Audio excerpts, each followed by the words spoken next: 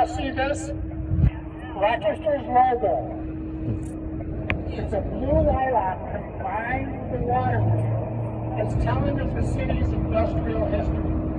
Both the logo and the city's nicknames. Flour City, F-L-O-U-R, and Flour, F-L-O-W-E-R, involved the two major industries that led to Rochester development in the 19th century, flour milling and nurseries. The trio of industries perhaps most responsible for the city's economic progress in the 20th century are invoked in turn by Rochester's skyline.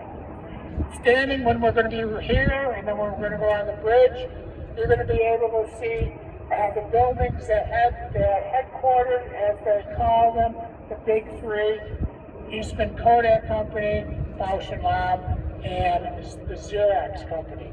And believe it or not, on a good day in the summertime, you can even smell some hops brewing from the brewery a little bit down the river.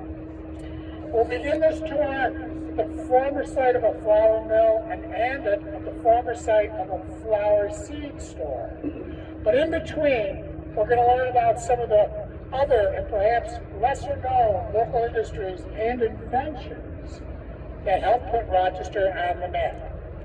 Okay, right where you're standing right now. Rochester's first nickname, the Flour City, F-L-O-U-R, is quite fitting. If you run through the flour mills, this area, which was mostly an unbroken wilderness in the 18th century, would not have developed into the city it became. The Rochester area provided ideal for milling on account of its multiple waterfalls and fertile Genesee Valley. These geographic advantages were not lost on a Mr. Ebenezer Indian Allen. Allen was the first European settler in what is now Rochester. In 1788, he erected a sawmill and a grist mill on a plot of land that formed part of the 100-acre tract that Nathaniel Rochester and his colleagues, William Fitzhugh and Charles Carroll, purchased in 1803. This plot of land on the city's west side formed the basis of what became the village of Rochesterville in 1817. The development of milling on the city's east side was spurred in large part by a water race cut out of the very site we're standing on by Elijah Johnson and Orson Seymour in 1817. Several mills cropped up thereafter in this immediate area, including one owned by Hervé Ely, which stood on the approximate site of the RG&E building, right there, that brick building. Ely's two mills were among the biggest in the country, and at one time accounted for 1/3 of the flour's output. Thanks to the pioneering efforts of Ely and its miller and other millers, Rochester became the largest flour producer in the United States by the early 1830s.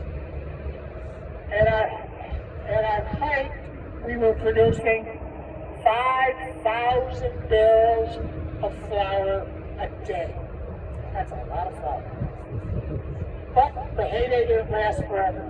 Rochester's Flour City moniker lost credence by the mid-19th century as the local milling industry experienced a sharp decline. Flour prices dropped in the late 1830s, and chronic pest infestations in the 1840s and early 1850s wrecked local crops.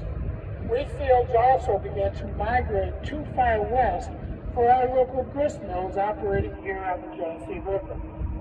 Though many local millers lost their fortunes, Rochester progressed from the wheat monoculture that formed its inception and developed a host of new industries, some of which we'll explore on the rest of this tour. Now, what we're going to do is we're going to walk across the bridge and stop on the other side of the river. I just told you about the Seymour Johnson Raceway.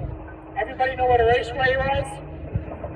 All right, for those of you that don't, or say you don't, I'll tell you. A raceway was just like a little baby canal. Because what happened is water frontage on the river was very, very limited. And very, very expensive.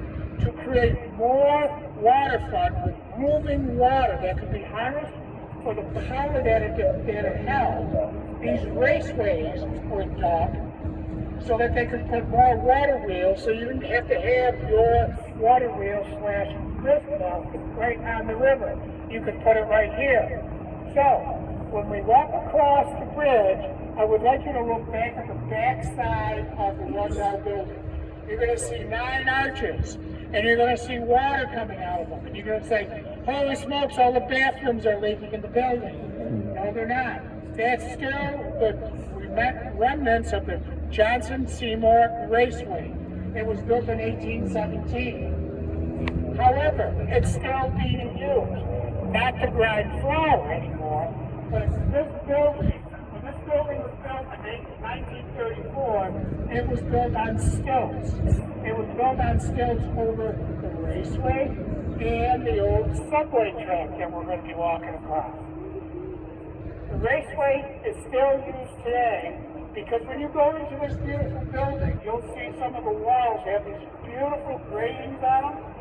The walls are hollow because the moving water that's going under the building helps to cool the building. Here it is the 21st century, and we're still using technology that came out of the 19th century. So when you walk across the bridge, look back there and you'll see what I'm talking about.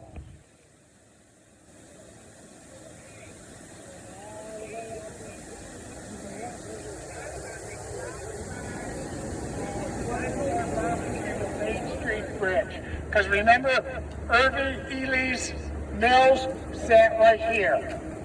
And they were huge mills with multiple grinding stones in them.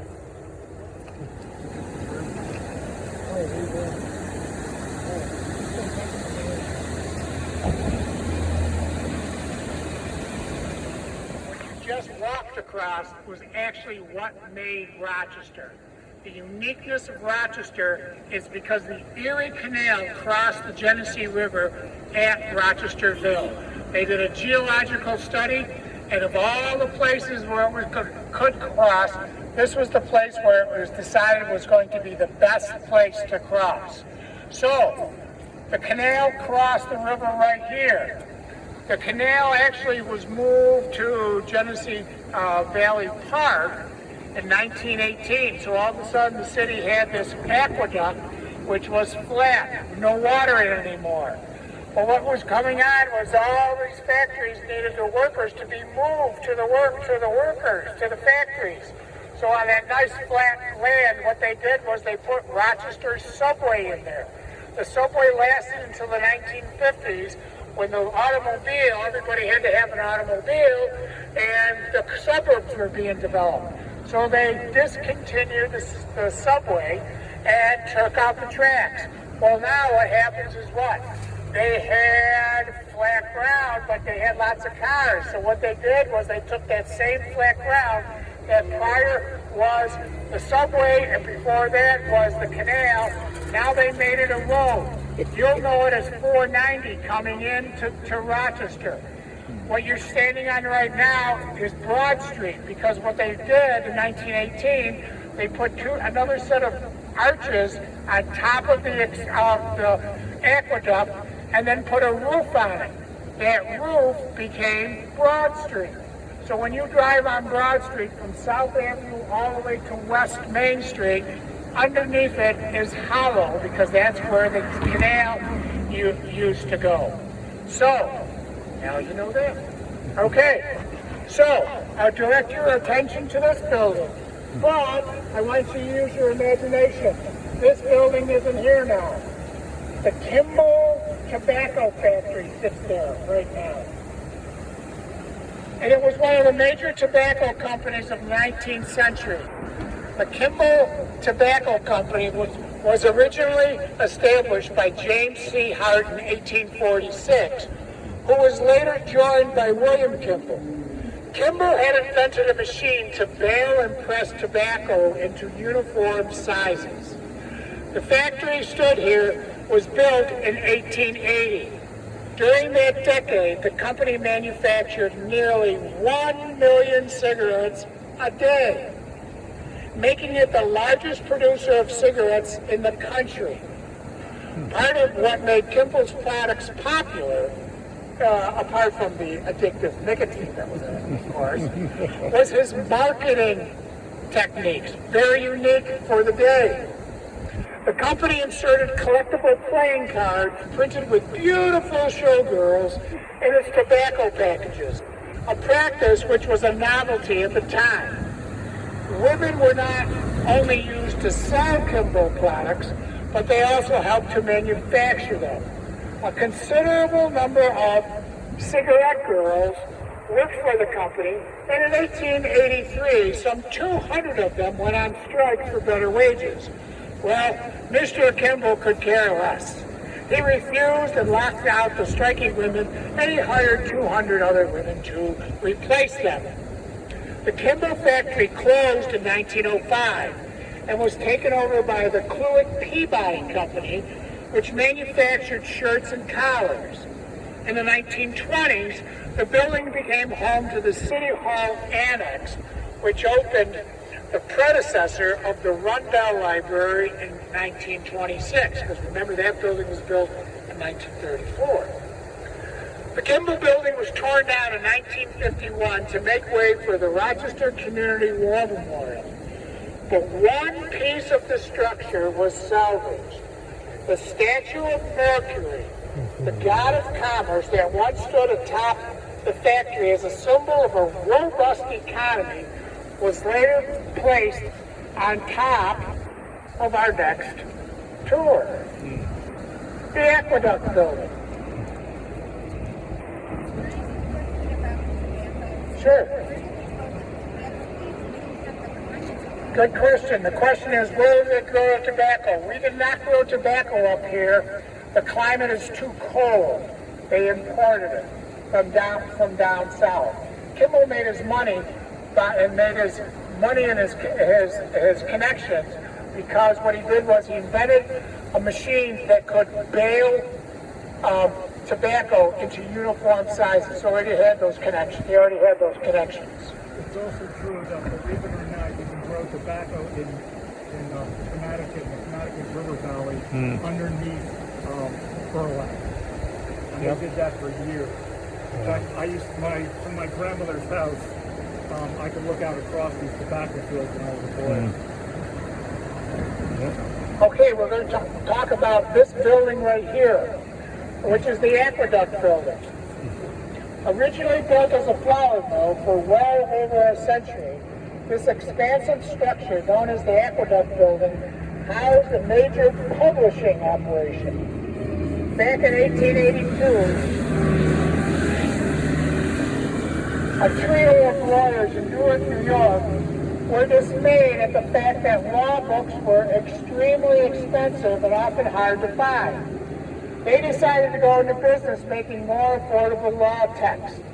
They wrote a letter addressed to the entire legal profession indicating that they would begin manufacturing these U.S. Supreme Court reports at a lower cost if other lawyers would cooperate by placing 2,500 orders to cover the cost of printing and binding the set. Well, more than the 2,500 lawyers answered the call, and the Lawyers Co-op Publishing Company was born. It was only by chance that the firm ended up here in Rochester.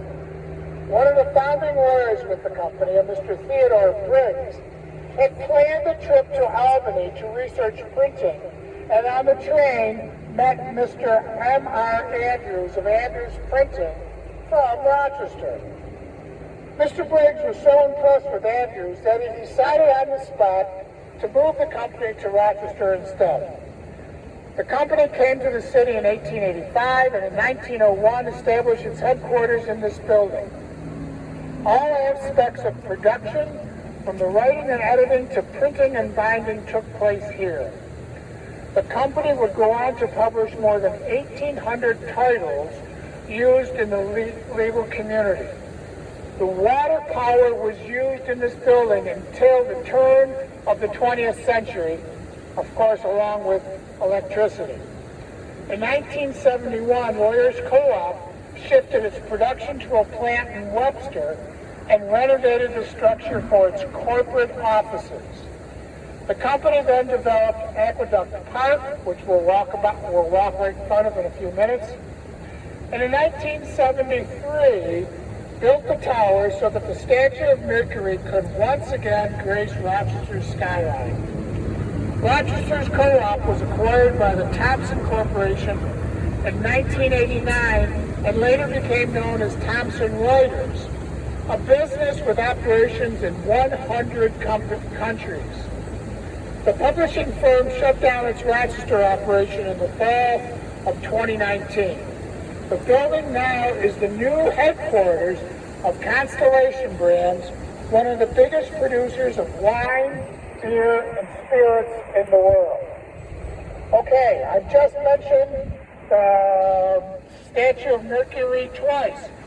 It originally was on the Kimball building here, and now it's on that building there.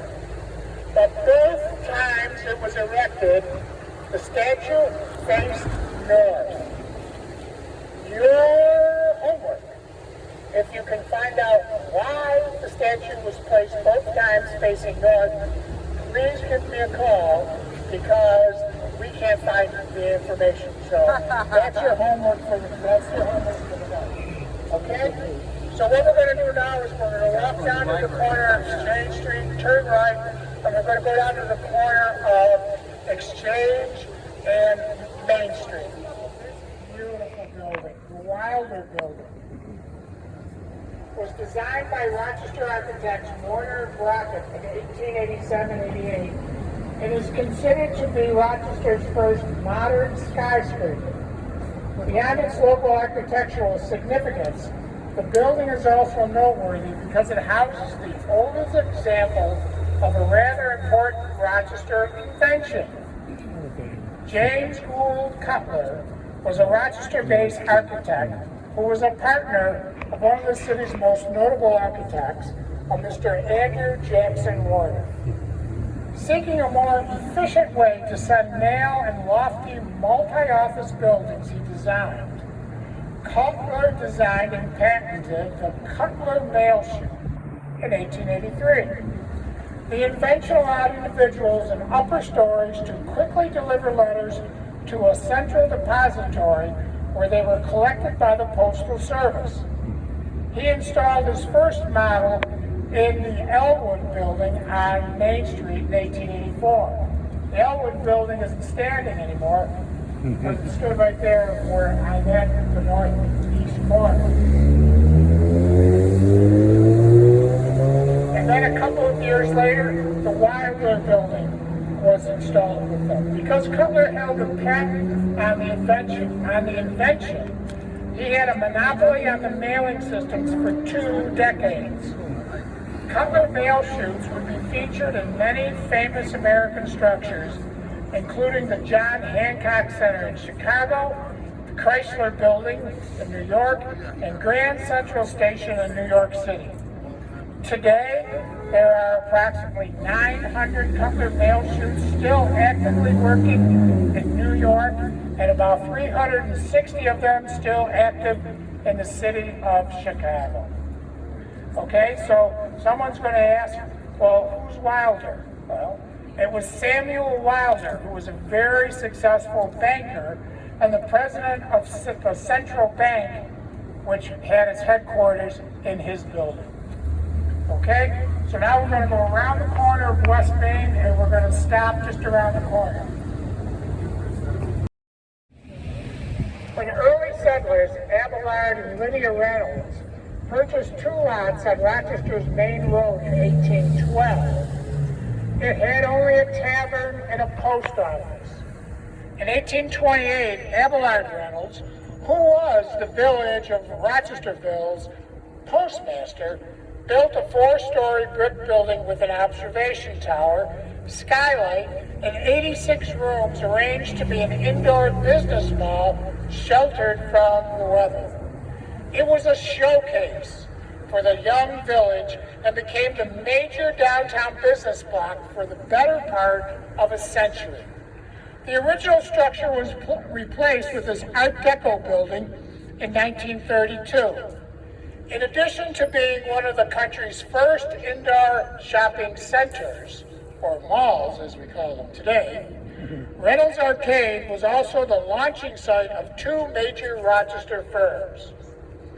In 1853, German immigrant John Jacob Bausch set up a daguerreotype parlor in the building where he began selling spectacles as a side business.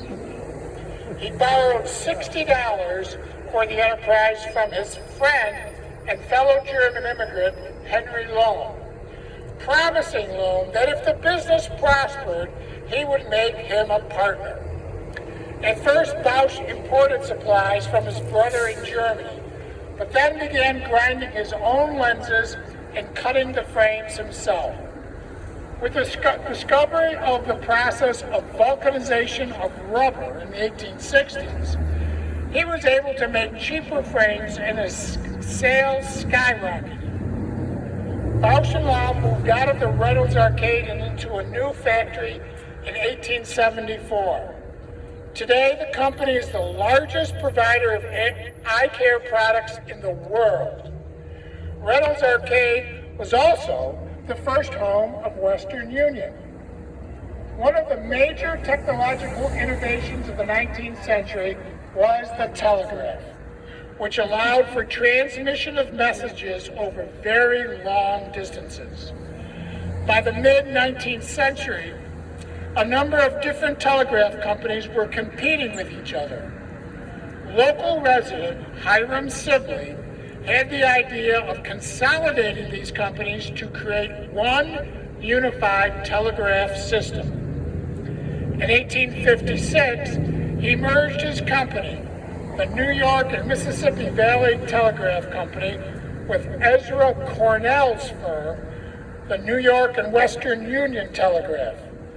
The company became known as the Western Union Telegraph and held its offices here. By 1860s, its lines spanned from the East Coast to the Mississippi and from the Great Lakes to the Ohio River.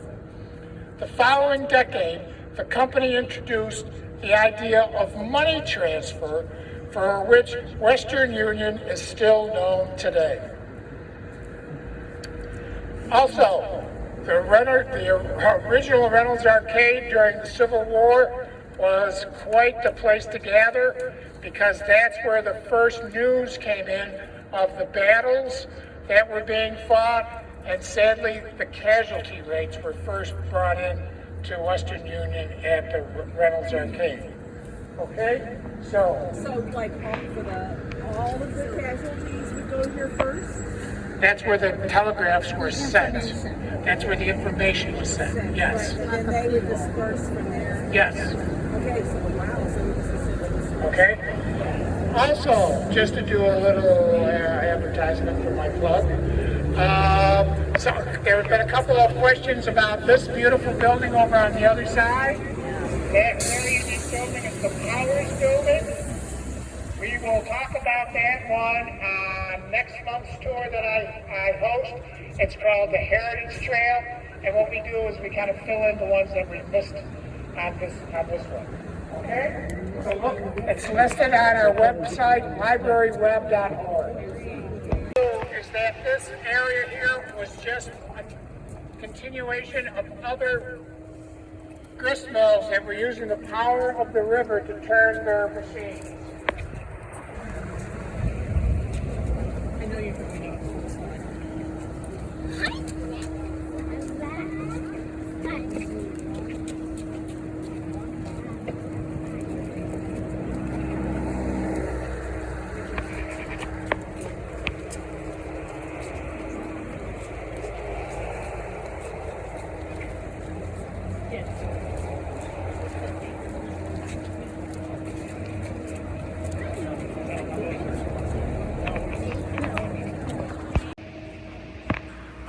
off script here a little bit and kind of acknowledge I'm a little bit older than a lot of you. But what you just walked across was the Main Street Bridge. Prior to 1962, 63, no, mid-60s, you could have driven down Main Street and never knew you were crossing a river because on the bridge there were buildings. The buildings were there since the beginning of Rochester. At that corner over there used to be a hay market in the early 1820s. Horses make a mess. Feed them hay, right? They make a mess. So at the end of the day, what they did was they just pushed all the mess into the river. Well, it was a very successful hay market, so they made this platform even bigger. Well, what was happening was because this platform wasn't on land, it wasn't being taxed. So everybody said, hey, that's a great idea. Let's build our buildings on the bridge so they won't be taxed. So they went up pretty quickly. The city caught up with them, of course, and they paid taxes on them. But they were there for the longest time. I can remember as a little boy, maybe 8 or 9 years old, going with my best friend up to his grandfather's. He was an Italian tailor. And in one of these buildings, I have no idea which one, it was in one of the buildings, and you know, as 8-year-old little boys they like to do, we thought it was very cool to throw stuff out the window into the river. We thought that was great fun until Grandpa Gallo came up yelling and screaming at us in Italian, and then we knew we were in trouble. So, all right, so now what we're going to do is turn around and focus right there. But again, I'm going to ask you to use your imagination, because there used to be a street there. That used to be Water Street. It was actually North Water Street. And it was the site of the Fee Brothers warehouse. The Fee Brothers, John, James, Owen, and Joseph, were immigrants from County Monaghan in Ireland who settled in Rochester with their parents in the 1830s. The siblings established a liquor import and rectifying business in 1864, which became one of the biggest and most successful businesses of its kind in the area. Their 5-story warehouse on what was then Water Street was dubbed the largest wine and liquor house between New York City and Chicago. When Prohibition was enacted in 1920, the family-owned firm was forced to retool its business model. They continued to make wine for local churches, but the large bulk of their sales came from this new line of mixers the company developed to help homemade alcohol many consumed during the dry years to make it more palatable, so it wouldn't taste terrible. The family business, which is currently located at 453 Portland Avenue, is now in its 5th generation and continues to make this line of mixers, including bitters, cordials, and syrups, to this day. The Fee Brothers Company sell their products on every continent except Antarctica, because there's no stores in Antarctica.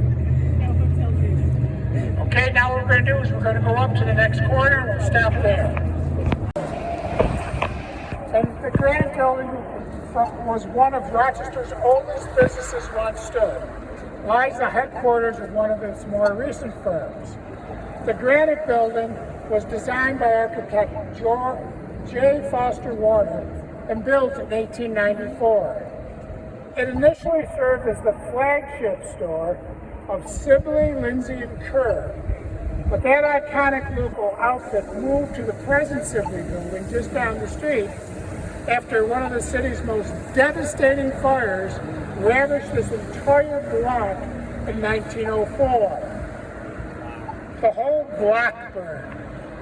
It was in February of Thank you. The whole block burned. It burned for 4 days in 1904. And if you want to see some amazing pictures, go go onto our website called Rochester Images and look up Sibley Fire. It'll show all these pictures, and it's amazing because what the firemen were doing, they were drafting water out of the Genesee River to put out the fire because all the buildings were on fire, and all these beautiful ice formations were formed. It's amazing, some of these photographs that you can see.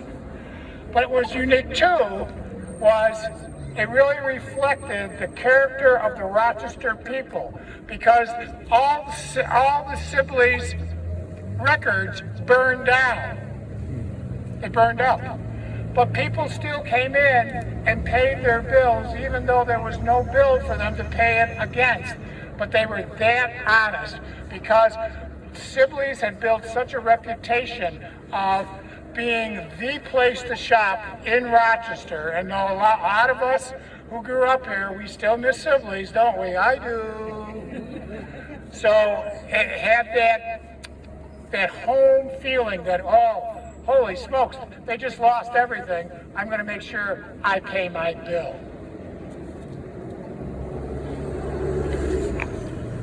Okay, so now that Sibley's moved to the new place, then this building had different residents for a while. The upper floors are still office buildings.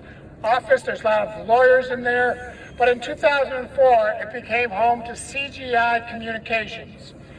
Founded in 1987 as Community Graphics, Inc., the Rochester-based company started out making posters and maps of cities and towns to highlight their local attractions, then switched entirely to digital products in 2005. The company focuses on making promotional videos for municipalities, but also performs other advertising work, including commercials for businesses and events such as the Olympics. The firm works with some 5,000 cities, counties, and Chamber of Commerce across the country, as well as over 80,000 different businesses. Okay, now we're going to cross the street and walk up St. Paul Street for a bit.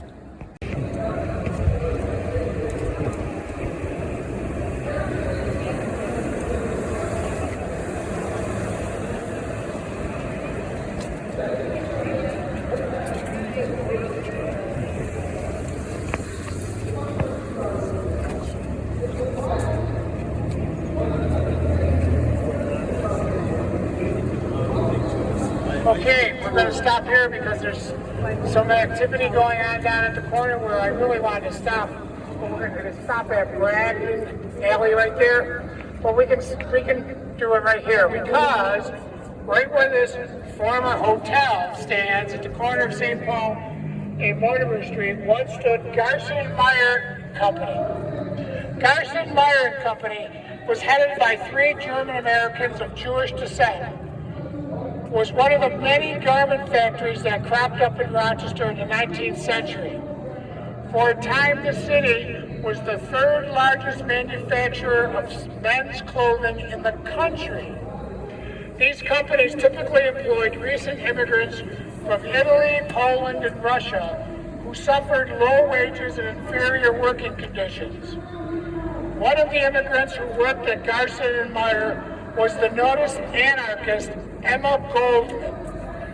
Born in what is now Lithuania, Goldman emigrated to Rochester with her sister Helena in 1886. Garson Meyer & Company was her first place of employment in Rochester. In Goldman's autobiography, she compared Rochester's factory to working in her cousin's glove-making operation back in Russia. She said, "The rooms were large, bright and airy. One had elbow space. There were none of those ill-smelling odors that used to nauseate me in my cousin's shop. Yet the work here was harder, and the day, with only 1/2 hour for lunch, seemed endless. The iron discipline forbade movement, and the constant surveillance of the foreman weighed like a stone on my heart." End quote. The stifling environment and inequitable wages clearly made an indelible mark on Goldman's conscience and undoubtedly influenced her developing political views. She left Rochester for New York City in 1889. The fellow garment workers that Emma Goldman left behind also became dismayed with the inequitable conditions that they endured. In 1913, local garment workers, who were largely women and children, went on strike for better conditions. An 8-hour workday, holiday pay, more pay for overtime, and union recognition in the textile shops. The marchers often marched up and down St. Paul Street since the city's largest clothing factories were located here on St. Paul. After 8 weeks, the Garment Workers Union and Clothiers Exchange reached an agreement that allowed for a 52-hour work week, time and a half for overtime, no work on 5 legal holidays, and the abolition of subcontractors. The success of the strike was nevertheless marred by tragedy when 17-year-old demonstrator and recent Ukrainian immigrant, Miss Ida Bremen, was killed after a Clifford Avenue shop owner fired shots into the crowd of the protesters here on St. Paul Street. Okay.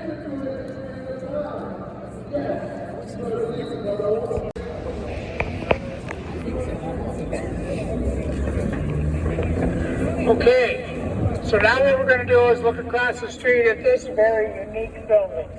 It is the Warner Building, known as the H.H. Warner Building, is tied to a peculiar bygone industry in Rochester. The 1880s marked the heyday of the patent medicine fad, during which crafty charlatans made fortunes peddling a variety of curiously named cure-alls. 3 of the major players in the patent game were Rochester-based.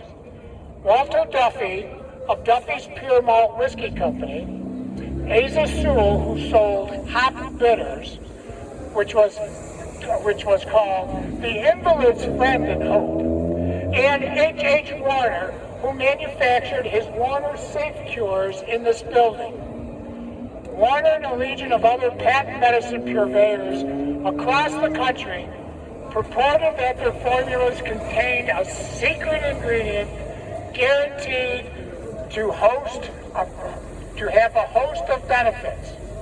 More often than not, that secret ingredient was alcohol. Nevertheless, Warner's product, the Safe Cure, whose name was inspired by his previous line of work selling safes, proved immensely popular.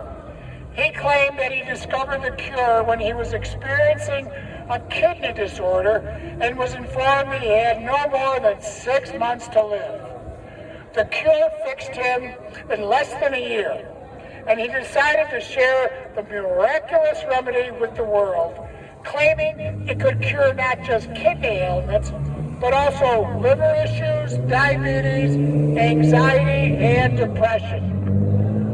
Whether or not his wares had really any effect, they sold well. Influenced in part by Warner's aggressive advertising, the company headquarters included not just a lab and bottling facilities, but substantial space devoted to the development and printing of their own advertisements. At one point, the company was mailing out 75,000 of its pamphlets per day. Warner's success led him to establish branches of his company all over the world. A major economic depression in 1893 nevertheless hit the company hard, forcing Warner to sell his rights to the business. He left Rochester, and when he passed away in Minneapolis in 1923, he was almost penniless. For those of you in Rochester history a little bit, the Warner Observatory that used to be on East Avenue was sponsored by Mr. Warner. Okay, what we're going to do now is we're going to walk down Pleasant Street for a minute and we'll stop at the corner down there. When Rochester's shoe industry was really just starting and taking off, there was a nationwide, actually international, call for cobblers. Actually, I have a direct interest in that. My father's family were French-Canadian cobblers who came to Rochester to work in the shoe factories that were just jumping, because remember, the Union Army had to invade the South to suppress the rebellion.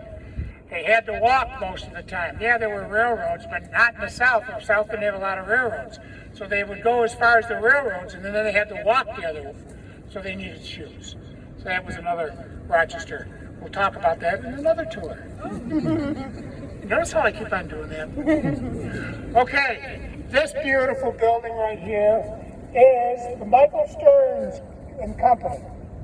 Constructed in 1893, this 7-story building on North Clinton Avenue once housed Michael Stern and Company. A Jewish immigrant from England named Henry Michaels originally founded the company in 1849.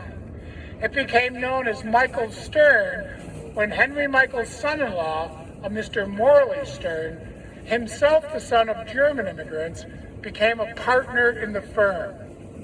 One of the largest firms in Rochester's men's clothing industry, Michael Stern was a significant employer of Russian and Polish Jewish immigrants at the turn of the 20th century. The company was also one of the founding members of the Rochester's Clothiers Exchange, an organization formed in 1890 in response to the growing presence and power of unions in the garment industry. Michael Stern served as the organization's first president. Operations at Michael Stearns and Company stopped in 1977, and the company's headquarters was repurposed as loft apartments. In 2013, the building's rear facade was emblazoned by a mural by Faith 47 as part of Wall Therapy, an annual festival during which street artists from around the world adorn various Rochester landscapes with artwork in order to beautify the city's urban and industrial landscape. So when you're driving home tonight, you go through the city, look for them. We walked by one when we were on the Wilders building, the Times Square building, the building with the fins on the top. They have a beautiful mural on that one. So when we go up, we're going to go up to the corner and turn right. But you're going to see up here, this is St. Joseph's Church. St. Joseph's Church burned down 40-some years ago, but it had just the inside burned. So what the city did was, in conjunction with the diocese, they saved the exterior structure and they made a park out of it. So what you can do, it's a venue you can actually rent. There's weddings that have been held in there and meetings and such. It's a very unique venue, and I'm kind of glad that the powers that be saved such an iconic looking building instead of smashing it down and putting a parking lot there.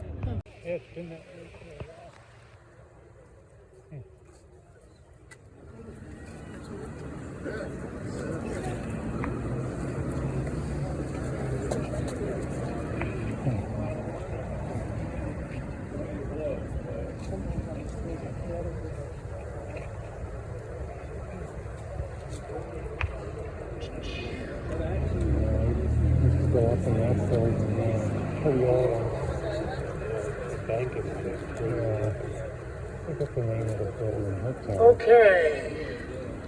Two things. This building that we're leaning up against is the Sibley building. This was the downtown, this was the anchor of the Sibley building. Sibley's has been in Rochester since 1868. Very unique for those of us that grew up in Rochester. It was very unique to come down here when we were kids to go see Santa Claus at Sibley's because they had Toyland there at the remember when you walked through the tunnel with all the toys on either side, and then there was Santa Claus. All right, that sounds really good because I'm going to direct your attention across the street. Isn't that beautiful? Yeah. No. All right. What we're going to talk about is what used to be there. This building right now, this series of buildings, there's actually 3 of them, is undergoing a $4.3 million renovation. But on the corner, right here, on the corner, on the first floor, used to be Fanny Farmer's Candy Store. Rochester has also made many contributions to the food industry via companies such as Ragu, Ledestri, and French's Mustard. This storefront on the corner of Main and Clinton marks another significant local food site.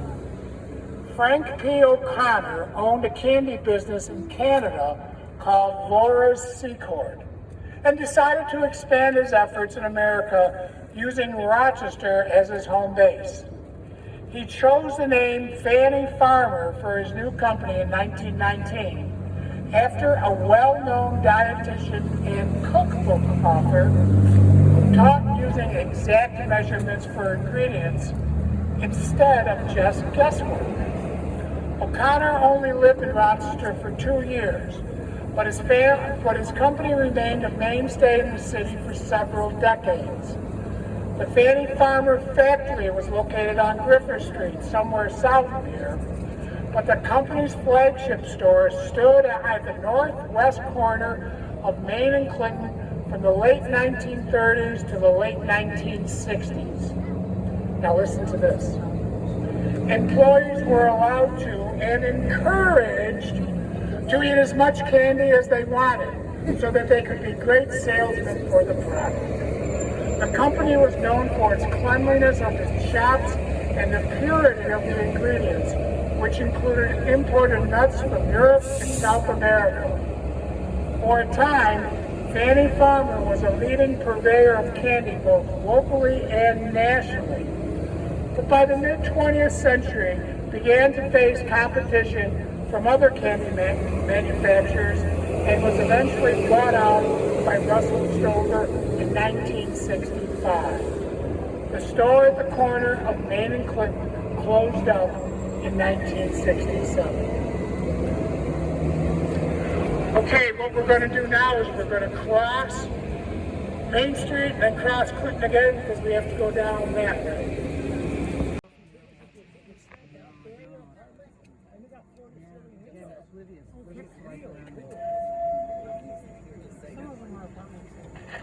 Okay, you're all looking at this beautiful building?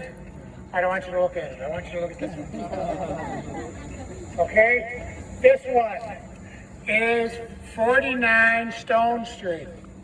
We began this tour by discussing the industry that inspired Rochester's first name, the Flour City, Flour, and we'll conclude by talking about the industry that inspired its second nickname, the Flour City, Flower. Early settlers of Monroe County had established a wheat monoculture in the area because they didn't think the land could grow any other crops. But this turned out not to be the case at all. Lake Ontario provided cool air in the spring, which ensured that farmers wouldn't plant crops too early, and the lake also radiated heat in the fall, which prolonged the growing season. This microclimate proved conducive to the development of nurseries throughout the area. The city's location on the Erie Canal added to this geographic advantage by providing a cheap and quick export route for Rochester products, while giving the city a leg up over other nursery centers in Long Island and Albany, whose products took a full 5 to 8 days longer to reach the markets in the West. One of the pioneering nurserymen in Rochester was British immigrant James Vick. Vick started his career in publishing. He printed a variety of agricultural journals before making the switch to growing in the 1860s. His nursery was on East Avenue, near his namesake streets, Vick Park A and Vick Park B. It became one of the most famous nurseries in the country and helped Rochester become recognized as a national seed center. This inspired its second nickname, the Flower City. Vick's son Charles started out in his father's business before forming a partnership with fellow nurseryman George B. Hart in 1916. The pair's company, Hart and Vick, opened a seed shop here on Stone Street in 1918. It remained at the site until 1964, when the business focused on wholesale operations emanating from its greenhouse properties in Fairport. The building they left behind, since readdressed as 49th Street, has been reused by multiple organizations, most recently Action for a Better Community. All right, we're going to go up around the corner for our last stop. In the 19th century, it would be impossible to truly encapsulate the city's industrial breadth in just one or even two nicknames. As this tour has hopefully emphasized, Rochester's history has been marked by a variety of industries, many of which made a national or international impact, and all of which attest to the innovative nature and resiliency of Rochester's residents. Okay, thank you all very much for coming. Thank you. Thank you. I appreciate it very much.